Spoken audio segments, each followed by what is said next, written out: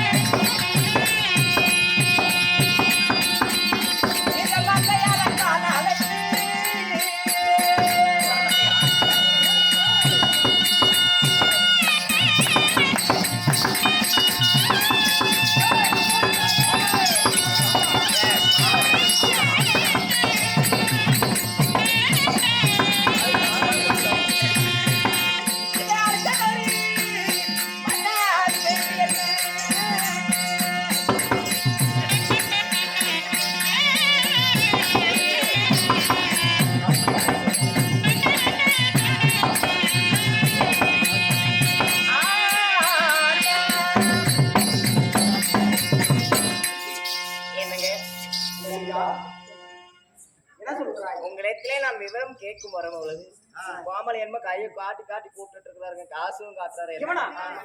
அவன் என் நம்பிக்கைக்குரிய மந்திரி முத்துராமலிங்கம். என்ன செய்கிறாய் பாபா? அவன் ஊமையம்மா. அப்படியா? உண்மைதான். ஊமையா இருந்தா காசு காட்டிட்டு இப்படி வா போலான்னு கூப்பிடுறாங்க. இல்லையே, அக்கா கிட்ட மட்டும் இல்ல, என்கிட்டே வந்த உடனே வா இப்படி போலாம், வா இங்க போலாம் அப்படின்னு கூப்பிடுறாங்க. இல்ல, அவன் ஏதோ ஒன்று இந்த உலகத்திற்கு சொல்ல விரும்புகிறான். அது உங்களுக்கு என்னன்னு புரியல. முத்துராமலிங்கம், நீங்களே கேளுங்க. வாழ்க்கை ஆகப்பட்ட ஒரு ஜென்மம், வாயில்லாத ஒரு பூச்சி. அப்படி அப்பாதான் பூச்சி. காவலன், நான் உமை என்கிறான். காவலா, உனக்கு ஏதாவது தேவையா? ஓரமாக நின்று 3 பேரும் 3 பேரும் காரி ஒண்ணு வா. சூப்பர். சரி, அரண்மனையில இருக்கிற மனைவிமார்களை இருவரையும் சீக்கிரம் தாதிமார்களை விட்டு அழைக்கிறீர்களே, என்ன சுவாமி காரணம்? கண்ணே, ஐயோ ஐயோ, அங்க பாருங்க. என்னம்மா? 500 ரூபாய் நோட்டு வச்சிருக்காங்க. ஆமா, பணம் வச்சிருக்கான். அது என் கட்டுல காட்டி நேரமாச்சி வா வான்னு கூப்பிடுறாங்க. அவனா? ஆமாங்க.